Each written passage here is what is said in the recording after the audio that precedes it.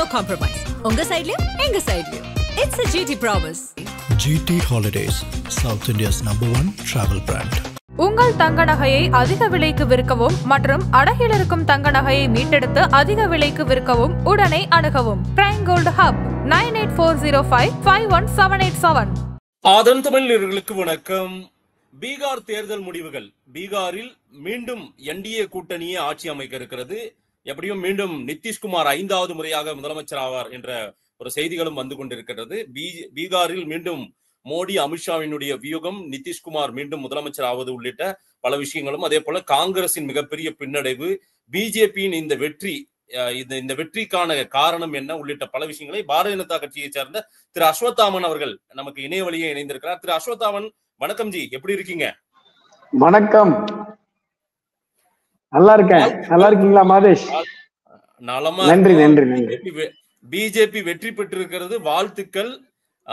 இன்று பீகார், அடுத்து தமிழ்நாடுன்னு பதிவு போட்டிருந்தீங்க, பார்த்தேன்.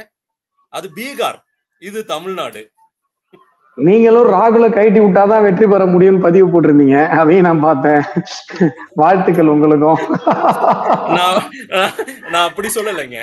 ராகுல் அது கூட இன்னும் கொஞ்சம் உழைப்பை போடணும், அவரு நிறைய இன்னும் நேரம் செலவிடணும்னு சொல்லியிருந்தேன்.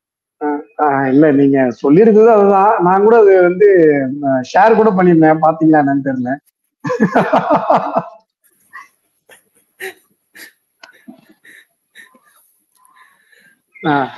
சொல்லுங்க பாதேஷ்.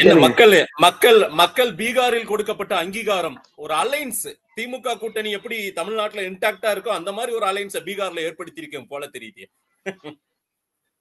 ஆமா ஆமா, அதாவது நீங்க பீகார் தேர்தல் ஒரு மிகப்பெரிய செய்தியை இன்றைக்கு உலகிற்கு பறைசாற்ற இருக்கிறது. பீகார் மக்கள் ஒரு மிகப்பெரிய செய்தியை உலகிற்கு பறைசாற்ற இருக்கிறார்கள்.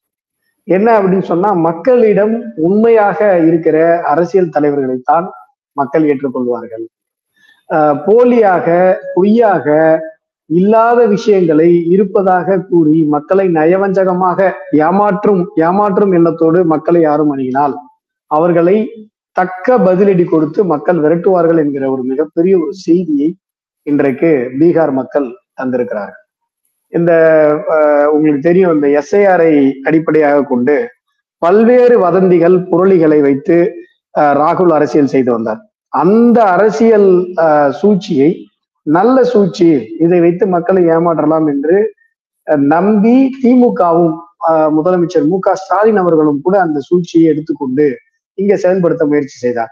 இப்போ திமுகவுக்குமே ஒரு மெசேஜ், இந்த எஸ்ஐஆர் வச்சு வாக்கு திருடு அந்த மாதிரி எல்லாம் பொய் சொல்லி மக்களை ஏமாற்ற முடியாது. பீகார் தேர்தலில் மரண அடியை மக்கள் இந்தி கூட்டணிக்கு கொடுத்திருக்கிறார்கள். எனவே நம்ம சினிமாவை மூடிட்டு வேற சினிமா போறதுதான் நல்லது அப்படின்னு சொல்லி இன்றைக்கு திமுக யோசிக்க ஆரம்பிச்சிருக்கும். நீங்க வேணா பாருங்க, ஒரு வாரத்துக்குள்ள வேற சினிமா ஓட்டுவாங்க பாருங்க. ஒரு வாரத்துக்குள்ள வேற சினிமா ஆரம்பிப்பாங்க. இல்ல, இன்னும் அலைவுல இருக்கு. ஏன்னா ஒரு மாசத்துல நீங்க ஒட்டுமொத்த டிடிலையும் வாங்க போறீங்க. பாவம், இதனால நம்முடைய பாமர மக்கள் இன்னல் பட போறாங்க, அல்லோல பட போறாங்க, அந்த சிக்கல் எல்லாம் ஃபேஸ் பண்ண போறாங்க. சரிங்களா? அப்படின்னு யார் சொல்றா? அப்படின்னு திமுக சொல்லுது. தமிழ்நாடு சொல்லிருக்காருங்களா? தமிழ்நாடு வந்து இதே முதலமைச்சர் ஒரு கேஸ் போடுறாரு சுப்ரீம் கோர்ட்ல. அந்த சுப்ரீம் கோர்ட்ல ஏதாவது இந்த வாதங்கள் எல்லாம் வைக்கப்பட்டிருக்கா பாருங்க.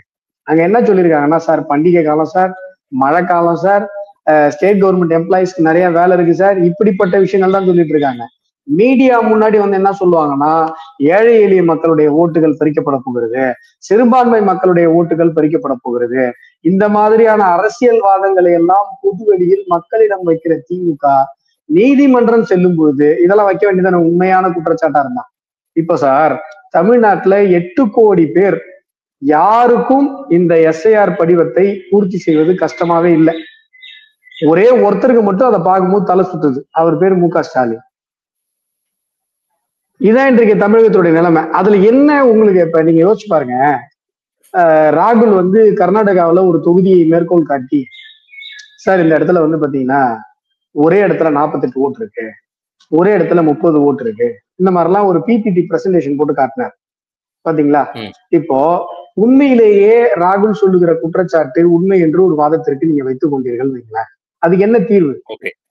இப்ப ஒரே இடத்துல 40 ஓட்டு இருக்கு, ஒரே இடத்துல 30 ஓட்டு இருக்கு, ஒரே பேர்ல 4 ஓட்டு இருக்கு, செத்தவங்க பேர் ரிமூவ் பண்ணாம இருக்குன்னா இதை வீடு வீடாக அலுவலர்கள் வந்து நம்மள பிசிக்கலா வெரிஃபை பண்ணி நம்ம கிட்ட ஒரு படிவத்துல கையெழுத்து வாங்கிட்டு போய் அதன் மூலமாக உறுதி செய்யப்பட்ட ஒரு பட்டியல் வெளியிடப்பட்டு அந்த பட்டியலினுடைய வரைவு பட்டியல் மக்களிடம் வெளியிடப்பட்டு இதுல யார் பேராவது விட்டு போச்சுன்னா எங்க கிட்ட சொல்லுங்க அப்படின்னு சொல்லி மக்கள்கிட்ட கேட்டு மக்கள் அதை மீண்டும் கொடுத்து அதற்கு பிறகு ஒரு இறுதி பட்டியல் வரும்போது தானே இந்த விஷயங்கள் சரி செய்ய முடியும். இப்படி ஒரு விஷயம் இருக்குன்னு வச்சுக்கிட்டா அப்போ நீங்களே என்ன சொல்றீங்க?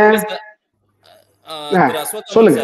அதாவது எஸ்எஸ்ஆர் ஏற்கனவே நாம எஸ்எஸ்ஐ அதாவது நம்முடைய அரசாங்க திமுக தரப்புல சொல்றது என்னன்னா ஏற்கனவே நம்ம பல முறைகள்ல வாக்காளர் திருத்த பட்டியலை சரி பார்த்திருக்கோம். இந்த ஸ்பெஷல் இன்டென்சிவ் ரிவிஷன் வந்து கொஞ்சம் நிறைய சிக்கல்களை ஏற்படுத்தும். இது வந்து ஏதோ ஒரு சூழ்ச்சிக்காக பிஜேபியும் தேர்தல் ஆணையம் சேர்ந்து கொண்டு இந்த வேலையை பண்றாங்க அப்படின்றதுதான் அலிகேஷன். அந்த அலிகேஷனை ஏன் கோர்ட்ல வைக்கல? அது ஜெனியூனான அலிகேஷனா இருந்தா, நேர்மையான அலிகேஷனா இருந்தா, உண்மையான அலிகேஷனா இருந்தா நீங்க கோர்ட்ல வைக்க வேண்டியதானே?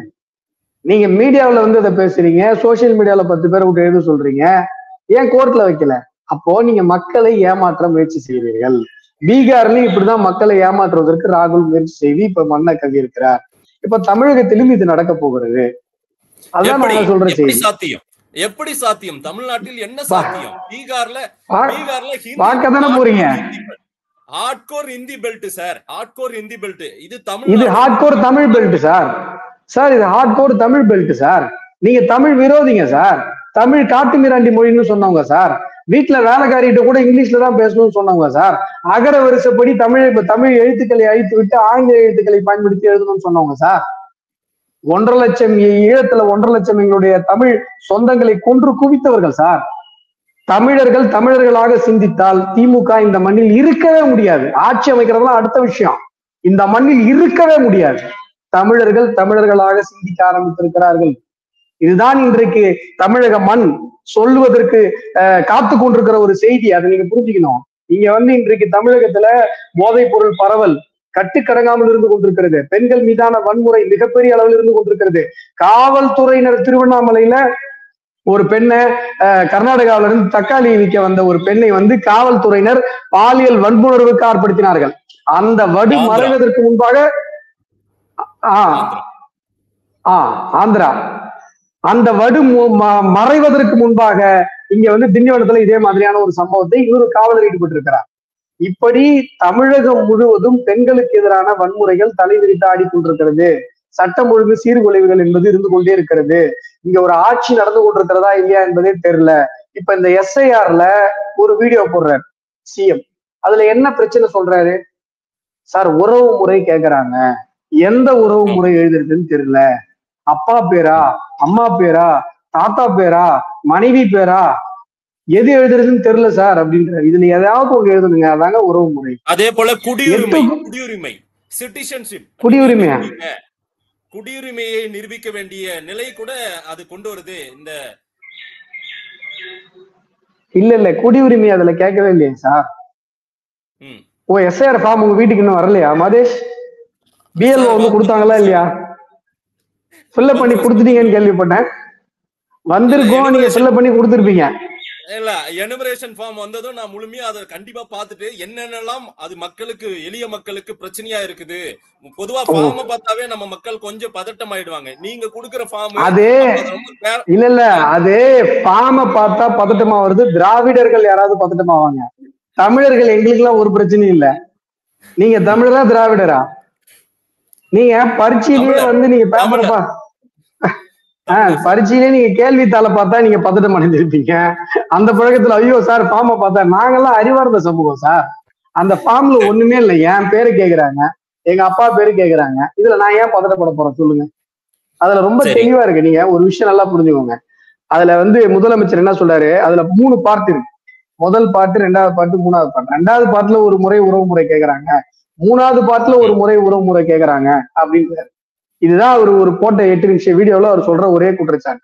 2வது இடத்துல ஃபார்ம் நீங்க ஃபில்அப் பண்றீங்க அப்படின்னு சொன்னா 3வது பாட்டு நீங்க ஃபில்அப் பண்ண மாட்டீங்க. உதாரணத்துக்கு மாதேஷ் 2002ல 8ஆம் கிளாஸ் படிச்சிருப்பீங்களா? 8 இல்ல, இன்னும் சின்ன பையன் நான். அப்ப இன்னும் சின்ன பையனா? சரி 6ஆம் கிளாஸ் படிச்சிருக்கீங்க விடுங்க இல்லையா? சரி 2002 அப்ப மாதேஷ்க்கு ஓட்டு இல்ல. அப்ப நீங்க ரெண்டாவது காலத்தை ஃபுல்லா பண்ண மாட்டீங்க, 3வது காலத்தை ஃபுல்லா பண்ணீங்க. 2002 உங்க அப்பாவுக்கு ஓட்டு இருந்திருக்கு, உங்க அம்மாவுக்கு ஓட்டு இருந்திருக்கு, இல்ல உங்களுடைய உறவினர்கள், உங்களுடைய அண்ணன் தம்பி தாத்தா பாட்டி யாராவது ஒருத்தருடைய பேரை அதுல எழுத போறீங்க. இதுல என்ன குழப்பம் இருக்கு சொல்லுங்க பாப்போம். இதுல குடியுரிமை எங்க சார் கேக்குறாங்க? இதுல யாரு பதட்டப்படணும் தெரியுங்களா? இல்ல நாம பீகார் ரிசல்ட் பேசுகிறோம். 45 லட்சம் பேருடைய வாக்குகள் பறிக்கப்பட்டதாக இங்க ஒரு குற்றச்சாட்டை வைத்தார்கள் இல்ல. இப்ப 20 லட்சம் பேர் 20 லட்சம் பேர் செத்து போயிட்டாங்க. அதுல இந்த 45 லட்சம் பேர்ல 20 லட்சம் பேர் செத்து போயிட்டாங்க, 17 லட்சம் பேர் இடம் மாறிட்டாங்க. மிச்சம் இருக்கிற ஒரு 6.5 லட்சம் பேரு ஃபேக் என்ட்ரி. இப்ப என்ன செத்தம் ஓட்டெல்லாம் வச்சுக்கலாங்கிறீங்களா மதேஷ்? செத்தம் இருங்க மதேஷ், செத்தம் ஓட்ட வச்சுக்கலாமா? இல்ல செத்தவன் ஓட்ட வச்சுக்கலான்றீங்களா? தமிழ்நாட்டில் இருக்கிற வடமாநில தொழிலாளர்களுக்கு வாக்குரிமையை பெற்று தந்து பிஜேபி நான் உங்களுக்கு ஓட்டர் ஐடி வாங்கி தரேன் அப்படின்னு சொல்லி அந்த ஓட்டை பறிக்கலாம், அப்படி குழுக்களாக இங்கு வேலை செய்யலாம்னு நீங்க ஒரு முடிவு எடுத்திருக்கிறதா சில தகவல்கள் எல்லாம் சொல்றாங்க சார். இல்ல இப்ப நான் என்ன கேக்குறேன், 2002 தமிழகத்தில் இருக்கிற வடமாநில தொழிலாளர்களுடைய மூதாதையர்களுக்கு இங்க ஓட்டு இருந்திருக்குமா? இருந்திருக்காது. என்ன தெரியல, இருக்காது. அப்புறம் எங்க இந்த கேள்விக்கு இந்த கேள்விக்கு எங்க இருந்த அவசியம் வந்தது? ஊரை ஏமாத்துறது தானே இந்த கேள்வி கேக்குறீங்க. ஒண்ணு. ரெண்டாவது, இப்ப சார் செத்தவ ஓட்டு இருக்கணுமா இருக்கக்கூடாதா? இதுக்கு மட்டும் பதில் சொல்லுங்க. இல்ல சார் செத்தவ ஓட்டு இருந்தாதான் சார் திமுக காரங்க கள்ள ஓட்டு போடுறோம். தூய்மைப்படுத்தணும் சரிப்படுத்தணும். படுத்தணுமா? ஏன் படுத்தணும் சொல்றேன். இங்க மெட்ராஸ்ல மதேஷ் 10,000 15,000 சம்பளம் வாங்குற இளைஞர்கள் ஒரு நாள் அந்த ஓட்டு போடுறதுக்காக 1000 ரூபாய் செலவு பண்ணி பஸ்ல ஃபுட்போர்ட்ல அந்த கூட்டத்துல தொங்கிட்டு போய் அவங்களுடைய கிராமத்தை அடைந்து தன்னுடைய பூத்துக்கு போய் ஒரு ஓட்டு போட்டு வராங்க மதேஷ். என்னுடைய ஓட்டுக்கு நான் இவ்வளவு வேல்யூ பண்றேன் அப்படின்னு சொன்னா அந்த ஓட்டுக்கு இந்திய ஜனநாயகம் வேல்யூ பண்ணணும். எனக்கும் ஓட்டு இருக்கு, செத்தவனுக்கும் ஓட்டு இருக்கு அப்படின்னா அப்ப என் ஓட்டுக்கு என்ன மரியாதை? எனக்கு ஓட்டு இருக்கு. இதெல்லாம் சரிப்படுத்திட்டாவே பிஜேபிக்கு ஓட்டு போட்டுருவாங்க. பீகார்ல இன்னைக்கு நிதிஷ்குமார் தான் சீஃப் மினிஸ்டர், நீங்க கிடையாது. நீங்க என்னதான் 101 101 சீட்டு போட்டிட்டாலும் நிதிஷ்குமார் தான் முதல்வராக வைக்க முடியுது. ஏன்னா மாநில கட்சிகள் தான் மத்தியில் கூட்டாட்சி, மாநிலத்தில் சுயாட்சி, அங்க இருக்கிற மாநில கட்சிகள் தான் அங்கு இடம் பெறுது. சரிங்களா? தமிழ்நாட்டிலும் அப்படிதான் உங்க நிலைமை. கரெக்டுங்களா? இங்க என்ன பிஜேபி இல்ல மதேஷ், இப்ப ரொம்ப அதாவது என்னன்னா இது ஒரு உளவியல். ரொம்ப வயிற்றுச்சலா இருக்கும்போது எதையாவது சொல்லி தன்னைத்தானே சமாதானப்படுத்திக்கலாம் அப்படின்றதுக்காக ஏதோ சொல்ற மாதிரி தெரியுது. என்ன பண்றது? இப்ப எனக்கும் உங்களுடைய நிலைமையை பார்த்தா கஷ்டமா தான் இருக்கு. நீங்க மெடிக்கல் போனீங்கன்னா ஜெலுசில்னு ஒரு சிறப்பு ஒண்ணு கிடைக்கும், அதை வாங்கி போட்டுக்கிட்டீங்கன்னா கொஞ்சம் ஒரு இந்த மாதிரியான தாட்லாம் வராம இருக்கும். இந்த வயிற்றுச்சல் அடங்கும். வட மாநிலங்கள்ல உங்களுடைய நீங்க ருசிக்கலாம், 5 லட்சம் ரசகுல்லா கூட ரெடி பண்ணலாம். தமிழ்நாட்டில் உங்களால் அது முன்கூட்டி அப்படி தயார்படுத்தி வைக்க முடியாது. உங்களால ரசகுல்லாவோ லட்டோ தயார்படுத்தி வைக்க முடியாது. இல்ல மதேஷ், நீங்க கமலாலயம் பக்கத்துல தான் இருக்கீங்க. 2026 தேர்தல் சமயத்துல எலெக்ஷன் ரிசல்ட் வர்றதுக்கு முன்னாடியே தயார் பண்ணி வச்சிருக்கிற லட்டை உங்களுக்கு ஒரு டப்பா கொடுத்து அனுப்பிடுறேன். ஏன்னு கேட்டீங்கன்னா பிஜேபியுடைய கவுண்ட் 96ல ஆரம்பிச்சது. நல்லா புரிஞ்சுக்கணும். 96லயே எம்எல்ஏ தனியாக நின்று ஜெயித்த ஒரு கட்சி, 96ல தன்னுடைய கவுண்ட் ஆரம்பிச்ச ஒரு கட்சி, இன்றைக்கு 2 மிக முக்கியமான தேர்தல்களில் தன்னுடைய தலைமையில் கூட்டணியை உருவாக்கி 2014 2024 18% வாக்குகளை தக்க வைத்திருக்கிற ஒரு மிகப்பெரிய ஒரு கட்சி. எல்லாத்துக்கும் மேல சிஎம் ஒரு 5 நிமிஷம் பேசுறாரு, 4 தடவை பிஜேபி பேர சொல்றாரு. இல்ல திமுகவுல வேற யாராவது ஒருத்தவங்க மேல இருந்து கீழே வரைக்கும் எந்த கூட்டணி கட்சி வேணா எடுத்துக்கோங்க. இப்ப திருமாவளவன் அவர்கள் எல்லாம் பிஜேபின்ற வார்த்தையை பயன்படுத்தலாம், அவரால் அரசியலே பண்ண முடியாது. இங்க ஒட்டுமொத்த அந்நிய நாட்டு சித்தாந்த கட்சிகளுக்கும் ஒற்றை எதிரியாக மக்கள் நலனில் அக்கறை கொண்ட ஒற்றை கதாநாயகனாக இன்றைக்கு பாரதிய ஜனதா கட்சி தான் தமிழகத்தில் பேசுகிறது. அந்நிய சக்திகள் இல்ல சார், அந்நிய சக்திகள் கட்சி கிடையாது. அந்நிய நாட்டு விடக்கூடாது, வடநாட்டு கட்சி இந்த பக்கம் வந்துடக்கூடாது அப்படின்றத குறிப்பிட்டு சொல்றாரு திருமாவளவன், வேல்முருகன் எல்லாம் சொல்றது. அதாவதுங்க அந்நிய நாட்டு ஒரே செகண்ட் இருக்கு, ஒரே செகண்ட் தொடர்ந்து பேசுங்க. நிச்சயமா உங்களோட அந்நிய நாட்டு சித்தாந்த கட்சிகள்னு சொன்னேன். அந்நிய நாட்டு சித்தாந்த கட்சிகள் அப்படின்னு சொன்னேன். நீங்க தமிழகத்துல இருக்கிற பாரதிய ஜனதா கட்சி, மாநில கட்சிகள் தமிழர் உரிமை சார்ந்து தமிழக மக்களின் நலன் சார்ந்த கட்சிகள் தான் இந்த நாட்டை ஆள வேண்டும்னு இங்க அவங்க அதுதான் தொடர்ந்து 58 வருஷமா ஆண்டு இருக்குது. சரிங்களா? 58 வருஷமா. சரி மதேஷ், காங்கிரஸ் இங்க ஆட்சியில இருந்தது உங்களுக்கு மறந்து போச்சா? காங்கிரஸ்காரங்களும் மறந்துட்டாங்க. நீ இல்ல சார், விழுந்த காங்கிரஸ் இன்னும் எந்திரிக்கல சார். சபார்டினேட் தாங்க காங்கிரஸ். பிஜேபியும் சபார்டினேட். இல்ல இல்ல இல்ல, நீங்க காங்கிரஸ் சபார்டினேட் சொல்றதோடு நிப்பாட்டிக்கோங்க. பிஜேபிக்கு எல்லாம் ரைட்டா போய்தான் நீங்க. அதாவது தமிழர்களுடைய தனித்துவமான சித்தாந்தம். இந்த வீடியோ யாராவது கட் பண்ணி எடப்பாடி பழனிசாமிக்கு அனுப்பிட போறாங்க சார். அப்புறம் என்ன சொன்னீங்க, ஏதோ சொன்னீங்கன்னு. என்னது என்னது என்னது? ஆமாமா, இல்ல இல்ல, நீங்க பிஜேபி எல்லாம் இங்க சபார்டினேட் கிடையாதுங்க. BJP hero. பிஜேபியை எதிர்ப்பவர்கள் யார், பிஜேபியை ஆதரிப்பவர்கள் யார் என்பதுதான் தேர்தல் இருக்கிற கேள்வி. அதுல என்ன உங்களுக்கு மாற்று கருத்து? அதுல உங்களுக்கு மாற்று கருத்து இருக்கிறதுக்கு வாய்ப்பு இல்ல. நீங்க காங்கிரஸ் இங்க பேசு பொருளும் கிடையாது. சற்று முன் ஒரு செய்தி சார், பீகார் தேர்தல் முடிவுல 243 தொகுதிகள்ல 200 இடங்களுக்கு மேல என்டிஏ கூட்டணி முன்னிலையில இருக்கு. இத உண்மையிலேயே பார்ப்பவர்களுக்கு எப்படிப்பா 200+ முன்னிலையில வராங்கன்னா என்னவோ அப்படின்ற ஒரு சந்தேக பார்வை கூட வைக்குவாங்கல்ல, குற்றச்சாட்டு வைக்கிறவங்க உங்கள் மேல. அது மாதிரி எல்லாம் யாரும் வைக்க மாட்டாங்க. ஏன்னு கேட்டீங்கன்னா, ஏன்னா இதுல ரொம்ப தெளிவாக, அதாவது ஒரு வரைவு பட்டியல் வருது மகேஷ். எஸ்ஐஆர்ல ஒரு வரைவு பட்டியல் வருது. யாராவது பெயர் விடுபட்டு இருந்தால், உண்மையான மனிதர்கள் பெயர் விடுபட்டு இருந்தா நீங்க இதுல சொல்லுங்க அப்படின்னு சொல்றாங்க. அங்க யாருமே சொல்லல. புரியுதுங்களா? இது ரொம்ப தெளிவான ஒரு விஷயம்.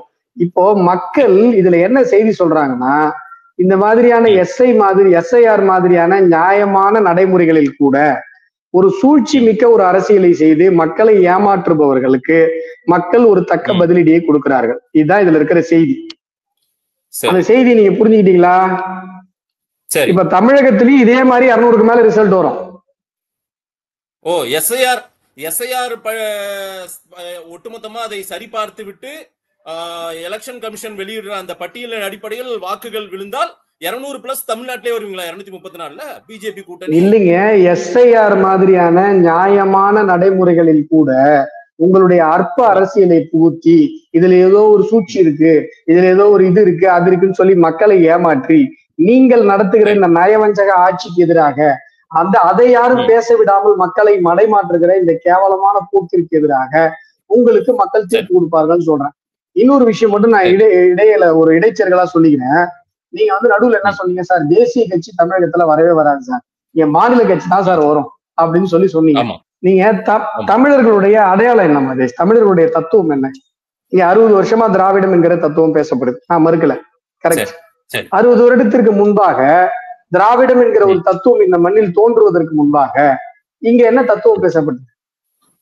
சொல்லுங்க சார், சொல்லுங்க. தேசியம். 1801 ஜம்புத்தீவு பிரகடனம் நம்ம தமிழர்கள், நம்முடைய மருது சகோதரர்கள் அறிவித்ததுதான் முதல் இந்திய சுதந்திர பிரகடனம். தமிழ்நாட்டுக்கு சுதந்திரம் கேட்டாங்களா? இல்ல எங்களுடைய பாளையத்துக்கு மட்டும் சுதந்திரம் கொடுன்னு கேட்டாங்களா? ஜம்புத்தீவுனா மொத்த பாரத தேசத்தையும் சேர்த்து கேட்டாங்க. இதுதான் தமிழர்களுடைய அடையாளம். வஉசியுடைய அடையாளம் என்ன? இங்க திராவிடம் என்கிற ஒரு தத்துவம் இங்க வருது. திராவிடத்திற்கு எதிராக இங்க தமிழ் தேசியம் பேசப்பட்டது. ஆனா திராவிடமும் தமிழ் தேசியம் வருவதற்கு முன்பாக தமிழர்களுடைய நேச்சர் என்ன அப்படின்னு சொன்னா தேசியம். வஉசியுடைய சித்தாந்தம் தேசியம், மகாகவி பாரதியினுடைய சித்தாந்தம் தேசியம், பெருந்தலைவர் காமராஜருடைய சித்தாந்தம் தேசியம், கடலூர் அஞ்சலை அம்மாள் அவர்களுடைய சித்தாந்தம் தேசியம். இங்க இருக்கிற இந்த மண்ணினுடைய மைந்தர்கள், இந்த மண்ணினுடைய மிகப்பெரிய மகான்கள் அத்துணை பேருமே தேசியவாதிகள். நீங்க தேசியம் பேசுகிற பாரதிய ஜனதா கட்சியும் இந்த மண்ணில மலரத்தான் போகிறது, அதையும் நீங்க பார்க்கத்தான் போறீங்க. Right sir. இல்ல சார், தேசிய உணர்வு எல்லாம் இருக்கிறவர்கள் இங்க இருக்காங்க, தேசிய உணர்வோடு இருக்காங்க. இந்தியா என் தாய்நாடு, இந்தியர்கள் யாவரும் என்னுடன் பிறந்தவர்கள் இருக்காங்க. ஆனா கும்மிடிப்பூண்டி பார்டர் வரைக்கும் தான் நம்ம இருக்கோம். அதுக்கு மேலதான் கும்மிடிப்பூண்டி தாண்டி இப்படி உள்ள வர முடியல நம்மளால. அந்த சிக்கலை அதான் மதேஷ், அதாவது 18% இருக்கிற ஒரு கட்சியை பார்த்துக்கிட்டு கும்மிடிப்பூண்டியில் இல்ல, இதுல குத்தாலத்துல இல்லன்னு எதையாவது நம்ம பேசிட்டே இருக்க வேண்டியதுதான். என்னங்க இதெல்லாம் ஹாலுசினேஷன்ஸ் நமக்கு. என்னன்னு கேட்டீங்கன்னா மனசு ஏத்துக்கல. இதே மாதிரி கற்பனையா ஒரு விஷயத்த நம்பிக்கிட்டே உட்கார்ந்து இருக்க வேண்டியதுதான். இன்னைக்கு பிஜேபி மட்டும்தான் காசு கொடுக்காம கூட்டம் சேர்க்கிற ஒரே கட்சி பிஜேபி மட்டும்தான். நீ ஒண்ணும் இல்ல, நீங்க மத்த கட்சிக்கு சவால் விடுறேன். நீங்க வந்து நாங்க எங்க மதுரையில மாநாடு போட்டோம்ல, முருக பக்தர்கள் மாநாடு, அது மாதிரி ஒரு மாநாடு வேற யாராவது போட சொல்லுங்க பாக்கலாம் சார். நீங்க வந்து தமிழக மண்ணில நாங்க தான் சார் ஹீரோ. இல்ல இத சவாலாவே எடுத்துக்கிறீங்களா? 26ல கண்டிப்பா பீகார் மாதிரி வந்துருவீங்களா? இதே மாதிரி 200க்கு மேல வருவோம் சார் எங்களுடைய தேசிய ஜனநாயக கூட்டணி. Right sir, right sir. நான் இப்ப பார்க்க தான் போறோம். நீங்க இல்ல உங்களுக்கு சீட்டே 20 இல்லன்னா 15 அந்த ரேஞ்சில தான் கொடுப்பாரு திரு எடப்பாடி பழனிசாமி. பார்க்கலாம் சார். இல்ல ரொம்ப நீங்க மாதேஷ், ரொம்ப உங்களுடைய ஹெல்த்துக்காக சொல்றேன். நீங்க என்னுடைய சகோதரர், இப்ப கொஞ்சம் பக்கத்துல மெடிக்கல்ல போயிட்டு ஜெலிசின் வாங்கி கொடுங்க. அந்த நம்ம வைத்தியராமன் ஸ்ட்ரீட் முக்கூட்லயே ஒரு மெடிக்கல் இருக்கும், நம்ம தம்பி தான் அவரு.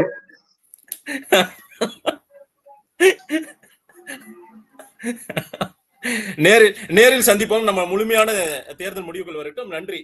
இணைப்பில் வந்து பேசியமைக்கு நன்றி திரு அஸ்வத்தாமன்.